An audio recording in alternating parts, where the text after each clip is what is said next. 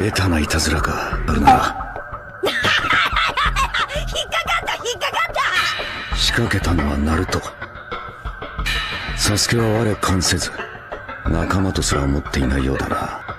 先生、ごめんなさい。私は止めたんですが、ナルト君が。桜は言い訳、自身の保身。チームワークのかけらもなしか。Apalah arti kemajuan suatu bangsa tanpa memperhatikan pendidikan di dalamnya? Setidaknya, begitulah pepatah mengatakan dalam suatu perkataan bijak. Nampaknya hal ini berlaku juga pada dunia anime, khususnya serial anime Naruto. Tidak bisa dibayangkan bagaimana generasi muda Konoha tanpa adanya Akademi Ninja. Akademi Ninja sebagai satu-satunya lembaga pendidikan ninja di Konoha mampu mencetak ninja-ninja hebat sekelas Jiraiya, Minato Namikaze, Itachi Uchiha, Kakashi Hatake, dan Naruto Uzumaki pastinya. Akademi Ninja Konoha didirikan pada masa pemerintahan Hokage kedua, yakni Tobirama Senju. Hal tersebut bertujuan untuk memenuhi kebutuhan militer. Alasan yang cukup masuk akal mengingat pada masa Tobirama, desa-desa lain seperti Sunagakure, Kirigakure, Kumogakure, dan Iwagakure juga tengah mengalami perkembangan. Ditambah suhu politik dunia shinobi yang memanas kala itu, hingga menyebabkan Perang Dunia Shinobi Pertama. Selamat datang di Suara Miring, suara-suara yang mungkin tidak akan didengar oleh beberapa orang atau kelompok tertentu. Karena kalau sampai terdengar, bisa-bisa berbeda dengan Konoha, sistem pendidikan di Indonesia memang tidak diperuntukkan untuk kebutuhan militer, melainkan untuk kebutuhan industri. Tapi bagaimanapun kita tetap perlu bangga dengan sistem pendidikan Indonesia yang menggalakkan wajib belajar 6 tahun sejak 1984. Tidak berhenti sampai di situ. Pada 1994, Soeharto mengeluarkan Impres Nomor 1 tahun 1994 tentang wajib belajar 9 tahun. Dan di tahun 2015 pemerintah mencanangkan program wajib belajar 12 tahun. Dan yang terbaru dalam rancangan Undang-Undang Sisdiknas yang mewajibkan belajar menjadi 13 tahun. Di mana pada pasal 7 ayat 2 rancangan Undang-Undang Sisdiknas versi Agustus 2022 menjelaskan bahwa warga negara Indonesia wajib mengenyam pendidikan dasar selama 10 tahun. Dan pendidikan menengah 3 tahun. Masalah wajib mewajibkan, Indonesia lebih unggul ketimbang Konoha. Namun, pada video kali ini, kita belum ingin membahas mengenai perbandingan sistem pendidikan Konoha dengan Indonesia. Mungkin akan kita bahas secara lengkap di video-video selanjutnya. Jadi, jangan lupa subscribe dan klik tombol loncengnya agar kalian bisa mengetahui video terbaru dari kita. Berikut kita akan membahas mengenai bagaimana sistem pendidikan Akademi Ninja di desa Konoha. Untuk masuk Akademi Ninja di Konoha, yang pertama syaratnya adalah mencintai desa dan berharap dapat membantu memelihara perdamaian dan kemakmuran.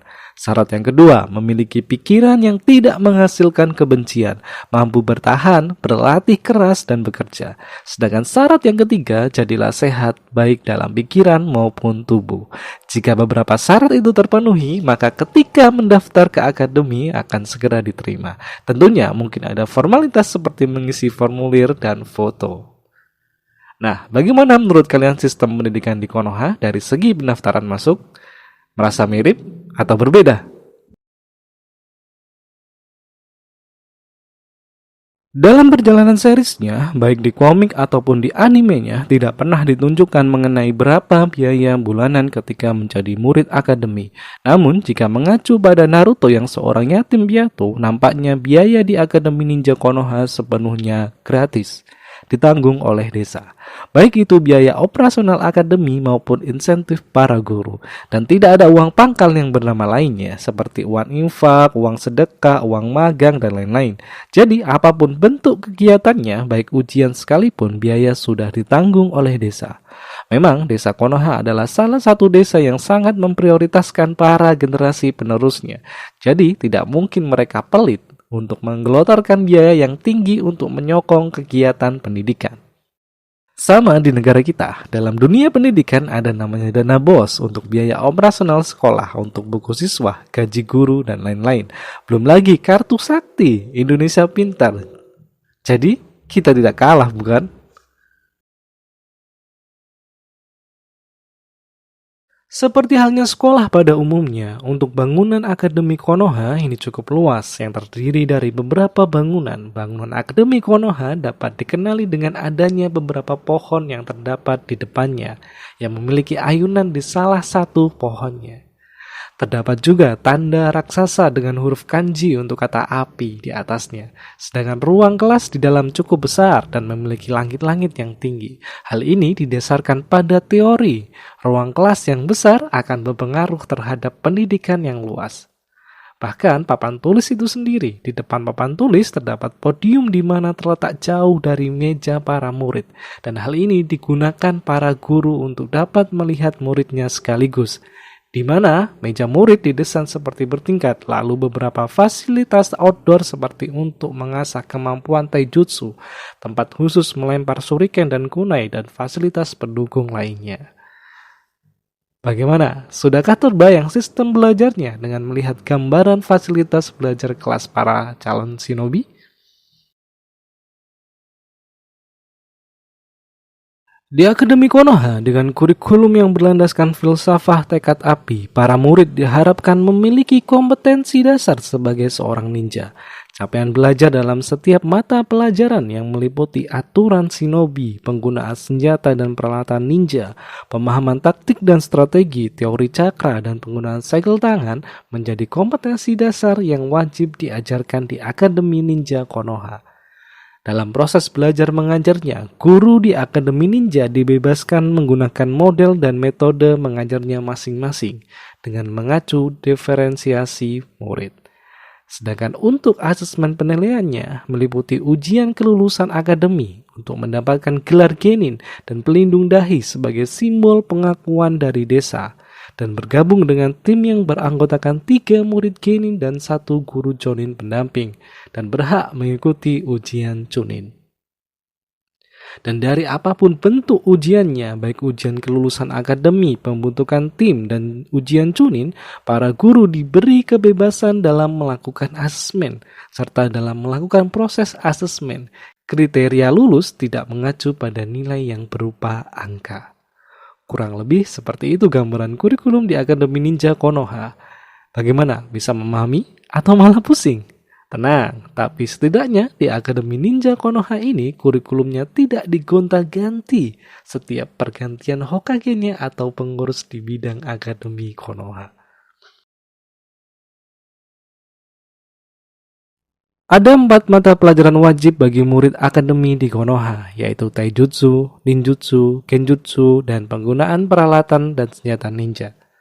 Taijutsu setara dengan mata pelajaran olahraga. Di mata pelajaran Taijutsu, murid akademi terlibat aktivitas fisik untuk membentuk tubuh mereka dan mengembangkan stamina. Lalu mata pelajaran ninjutsu, murid diajarkan tentang cakra, bagaimana untuk memanipulasi dan menggunakan segel tangan, serta bagaimana menggunakan teknik ninja seperti teknik transformasi dan teknik klon atau bayangan. Sedangkan mata pelajaran genjutsu, mata pelajaran ini berfokus bagaimana cara membuat ilusi, beserta cara kerjanya dan bagaimana cara untuk melepaskan ketika terperangkap ilusi. Yang keempat, mempelajari cara menggunakan peralatan dan senjata ninja. Mata pelajaran ini berfokus pada penggunaan peralatan dan senjata ninja seperti penggunaan kunai, shuriken, dan peralatan lainnya. Sedangkan untuk pemahaman taktik dan strategi akan dipelajari, diperdalam, dan dipraktekkan secara lebih ketika telah menjadi genin dan memiliki tim.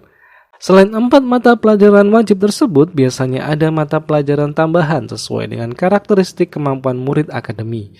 Misalnya, untuk para murid perempuan, wajib mengikuti mata pelajaran kunoichi, di mana mereka diajarkan tentang budaya dan keterampilan lain, seperti merangkai bunga karena dapat membantu mereka membaur selama misi penyusupan. Ingat, itu di Akademi Konoha ya, hanya 3-4 mata pelajaran yang harus mereka pelajari. Selebihnya terserah para murid. Dan di sini kita harus bangga karena masih lebih banyak di negara kita mengenai mata pelajaran yang harus dipelajari di sekolah.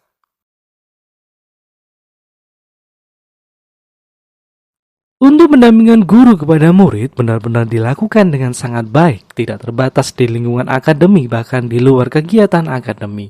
Bagaimana guru di Akademi Konoha benar-benar menjadi sosok orang tua yang peduli kepada perkembangan muridnya.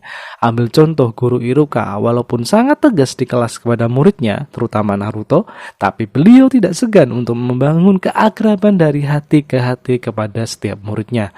Bagaimana beliau sering mengajak Naruto makan ramen untuk sekedar membangun keakraban dan memberikan nasihat serta pandangan hidup kepada Naruto.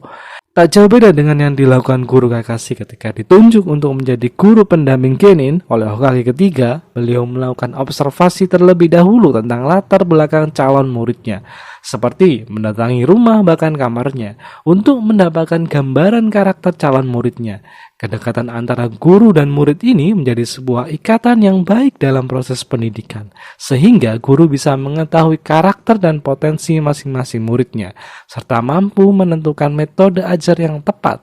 Sedangkan untuk para murid tidak akan merasa terpenjara, mereka bebas berkembang sesuai karakter dan potensinya. Jadi tak heran desa Konoha memiliki banyak shinobi hebat dengan beragam kemampuan di bidangnya masing-masing. Sedangkan pendampingan guru kepada murid di negara kita? Oh, tentu saja ada dan pasti dilakukan. Sesuai dengan kurikulum pendidikan ninja yang berlaku di Konoha, maka untuk asesmen atau ujian tidak terpusat pada nilai dan angka, melainkan bagaimana mereka bisa menerapkan teori di kenyataannya. Pertama, kita akan membahas mengenai ujian di akademi, atau di negara kita, istilah sekarang disebut dengan asesmen sumatif sekolah. Misal pada salah satu asesmen untuk ninjutsu, para murid akademi akan diminta mempraktikkan teknik jurus klon. Jika berhasil, mereka akan dinyatakan lulus. Lalu bagaimana dengan murid yang gagal? Tentu saja guru akan menilai dan mempertimbangkan dengan kemampuan yang lain. Misalnya Rock Lee, karakter yang satu ini benar-benar tidak menguasai ninjutsu ataupun genjutsu, namun memiliki bakat di taijutsu. Jadi murid seperti Rock Lee ini tetap dinyatakan lulus di akademi. Berbeda dengan tes lulus akademi, guru pendamping Genin di sini dibebaskan untuk menentukan teknik asesmen apa yang akan dipakai. Misalnya di tim 7, guru Kakashi di sini meminta Naruto, Sasuke, dan Sakura untuk merebut 2 lonceng darinya, dan satu di antaranya akan dikembalikan di akademi jika tidak mendapatkan lonceng tersebut. Nah, tujuan pembelajaran yang dilakukan guru Kakashi di sini bukan kompetisi individu, melainkan adalah kerjasama tim dengan profil Konohanya rela berkorban dan tidak meninggalkan teman. Endingnya Naruto, Sasuke, dan Sakura gagal dalam merebutkan lonceng karena mereka masih terkesan individual. Jadi mereka dihukum dengan Naruto tidak mendapatkan jatah makan siang. Namun disinilah momen epiknya di saat Sasuke dan Sakura rela membagi makan siang walaupun harus melanggar aturan. Tapi dengan sikap tersebutlah mereka bertiga lulus tes dan resmi menjadi tim 7. Sedangkan untuk ujian Chunin, beda lagi cerita asesmennya. Pertama ada tes tulis. Di sini peserta ujian Chunin diminta untuk menjawab soal di kertas ya, macam kita ujian dahulu.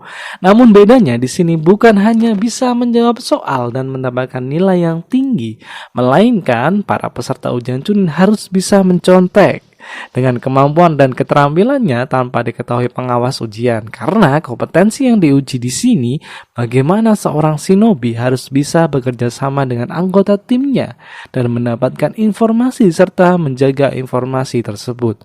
Jadi kita bisa lihat di komik dan animenya bagaimana Sasuke mencontek dengan saringannya, Gaara dengan kemampuannya, Tenten dengan peralatan ninjanya, dan yang paling menghebohkan bagaimana Naruto lulus tes tulis ujian Chunin tanpa menjawab satu soal pun. Loh, kok bisa? Lalu ujian yang kedua, di mana para tim ujian Chunin ditempatkan di sebuah hutan dan harus merebutkan gulungan serta harus menuju menara di tengah hutan. Kompetensi yang diuji di sini adalah kerjasama antar tim, bertahan hidup, strategi, penyergapan dan penyerangan, serta negosiasi. Fisik dan mental sangat benar-benar diuji di sini, jadi tak jarang banyak tim gugur karena menyerah. Sedangkan ujian Chunin yang ketiga adalah battle 1 lawan 1.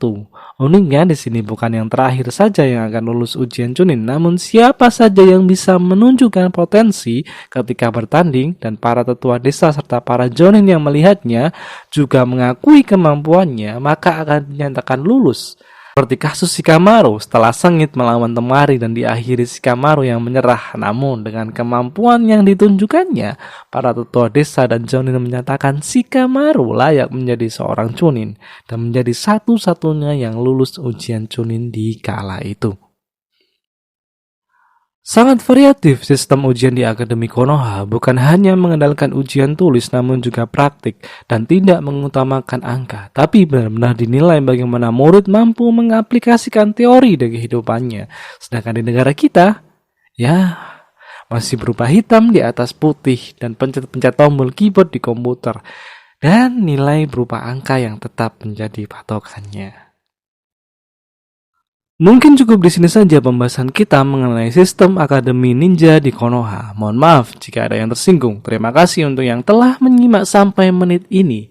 Kalian juga bisa menuliskan pendapat kalian di kolom komentar dan tidak perlu kalian harus setuju dengan apa yang telah dipaparkan. Karena kita adalah suara miring, suara-suara yang mungkin tidak akan didengar oleh beberapa orang atau kelompok tertentu. Karena kalau sampai terdengar, bisa-bisa